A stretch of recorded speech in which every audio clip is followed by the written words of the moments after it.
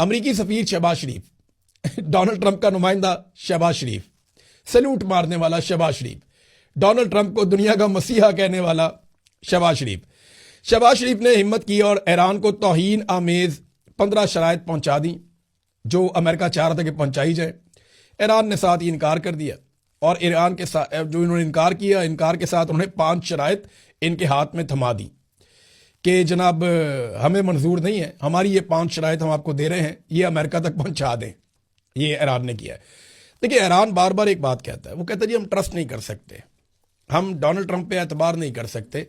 9 مہینوں میں ہمارے اوپر 2 حملے کیے گئے اور 2 مرتبہ ہم پہ جنگ مسلط کی گئی ہے، اور اس وقت حملے کیے گئے جب ہم مذاکرات کر رہے تھے اور بات چیت کسی منطقی انجام کی طرف جا رہی تھی تو ایک دم ہمارے اوپر اٹیک کر دیا جاتا ہے۔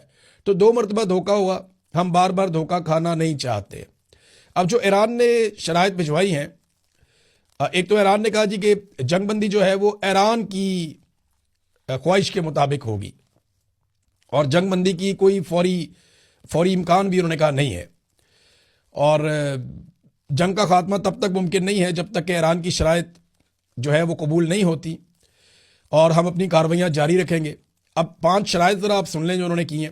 نمبر 1، ایران پر حملے اور ٹارگیٹڈ کلنگ جو فوری طور پہ بند کی جائے، یعنی جو لیڈرز کو قتل کر دیا جاتا ہے، سائنسدانوں کو قتل کر دیا جاتا ہے، اہم لوگوں کو قتل کر دیا جاتا ہے، اور جو حملے کیے جاتے ہیں فوری طور پہ بند کیے جائیں، پہلا مطالبہ۔ دوسرا، مستقبل میں کسی بھی حملے اور جارحیت کے نہ ہونے کی ٹھوس ضمانت دی جائے کہ آئندہ کوئی حملہ نہیں ہوگا۔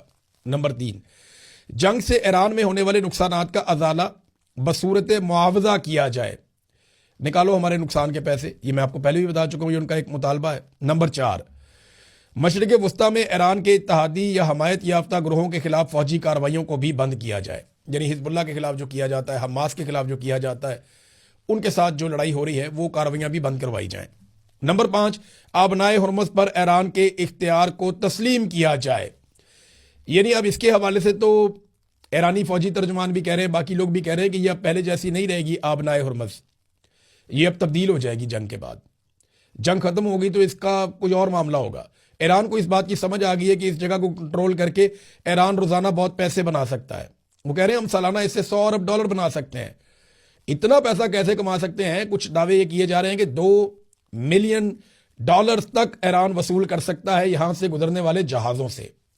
الگ الگ رقم رکھے گا اور یہاں سے ایران پیسے وصول کرے گا، اور جو ممالک اپنا فیول یہاں سے بھیجیں گے ایران ان سے پیسے لے گا۔ ایران نے اس قسم کا اندیا دیا ہے۔ اب یہ شرائط تو امریکہ کے لیے بڑی توہین آمیز ہے، بڑی مصیبت بن جائے گی ان کے لیے۔